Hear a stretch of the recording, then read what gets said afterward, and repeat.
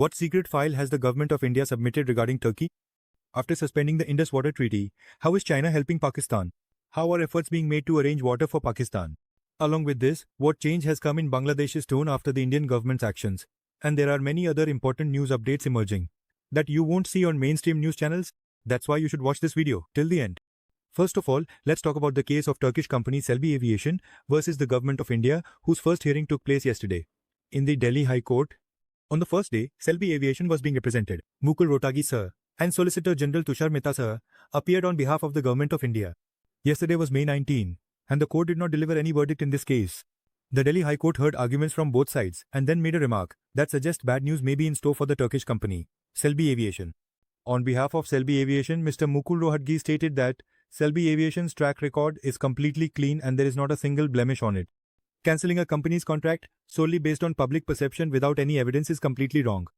He argued that the government of India neither provided any reason for revoking the security clearance nor gave us any opportunity to present our side. The company also did not receive any prior notice about this. The government simply saw that there are Turkish shareholders in the company and announced its decision. In response, Solicitor General Tushar Mehta, representing the centre, said that Selby Aviation deals with highly sensitive operations at the airport. The company has access to information about every corner of the airport. The company's employees who are stationed at the airport can access every part of the airport and the planes. In the current situation, assigning this work to the company would be risky. They have information not only about the cargo but also about the passengers. This is not an ordinary issue. Here, we are dealing with civil aviation, national security and the sovereignty of India, which is a very delicate matter. Which company should be given security clearance and which should not falls entirely under the jurisdiction of the Ministry of Civil Aviation. And the ministry can remove anyone's security clearance at any time, without providing any reason. After this, Solicitor General Tushar Mehta also stated that when it comes to national security, that is, when the security of the country is at stake, the doctrine of proportionality cannot be applied at all. Now here the doctrine of proportionality means that the greater the threat, the greater the action. If the threat is minor or the chances are low, then the action should also be limited and balanced. But the Solicitor General rejected this rule, stating that, in cases of national security, it is not necessary to maintain such a balance. If the question is about the country's security, then the government or agencies may have to take stricter, more extreme, or aggressive steps, even in response to something very minor. When it comes to national security, the government's response can be much greater than any threat.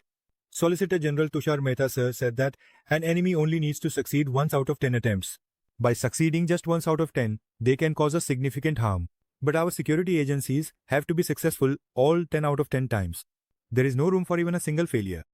Along with this, when the government did not disclose the reasons for revoking the security clearance, Tushar Mehta sir told the court that civil aviation security is linked to national security. So stating the reasons for withdrawing security clearance in a notice to the company could be harmful, potentially endangering national sovereignty and security. When the court asked what kind of secret inputs the government had received regarding the security clearance that led to the removal of Selby Aviation security clearance, in response, Tushar Mehta sir said that he could not disclose that information publicly, but could submit this confidential information to the court in a sealed envelope. After that, he presented this secret information and confidential documents before the judge in court. Meanwhile, commenting on the case, the judge told Selby Aviation's lawyer, better late than sorry, meaning it's better to be cautious than to regret later. The court did not deliver any verdict on this matter on the first day. If we look at the first day's hearing, the government's position appears to be strong. The next hearing has been scheduled for May 21, that is, tomorrow. A one-day period has been given, and the court will consider the reasons provided by the government of India for revoking the sealed environment security clearance.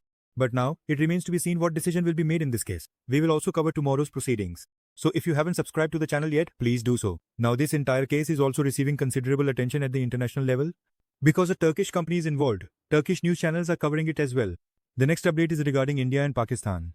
News is coming out that the beating retreat ceremony, which used to take place between India and Pakistan at the Atari Wagah border, has been resumed from today.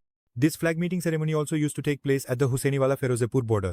Permission has also been granted to restart that as well. However, this time the ceremony will not be the same as before.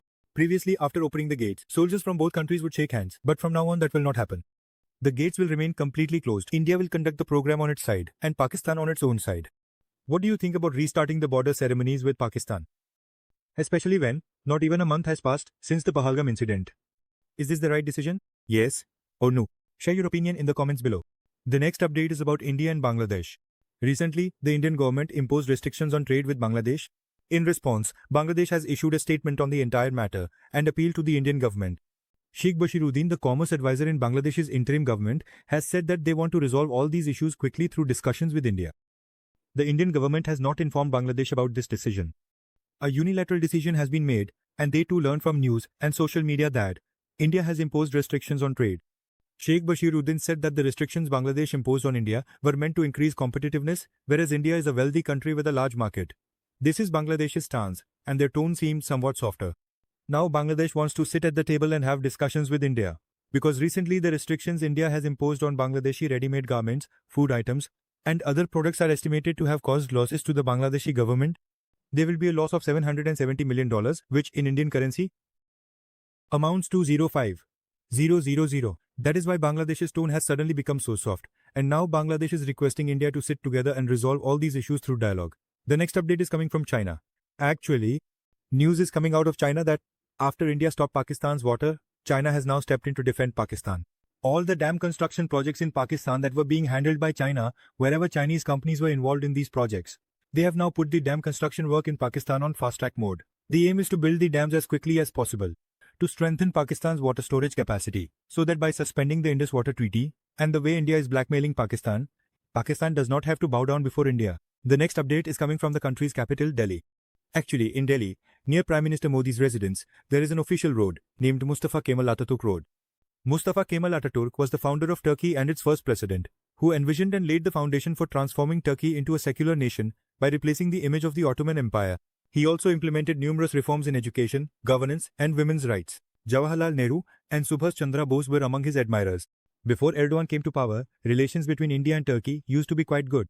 That is why, in honor of Turkey's first president, the Indian government named a road in Delhi as Mustafa Kemal Atatürk Road. Similarly, Turkey has also named a road in Ankara after Mahatma Gandhi.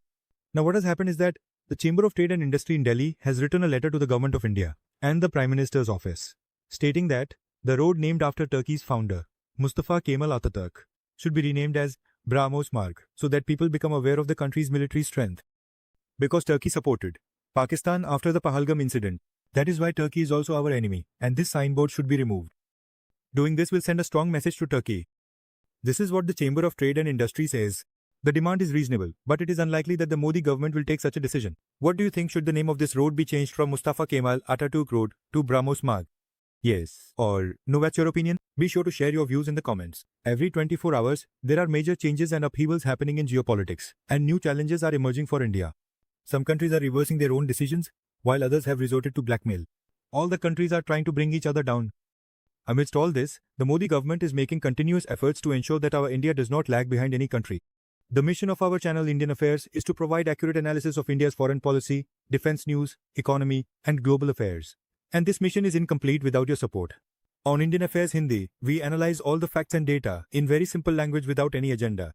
If you want to keep receiving accurate and authentic analysis from Indian Affairs, then like this video and don't forget to subscribe to our channel, Indian Affairs, and turn on the bell notification. Your one like will help a lot in growing the group, and a subscription will ensure that you never miss any important update. If you have already subscribed to our channel, then heartfelt thanks to you. Jai Hind, Vande Mataram.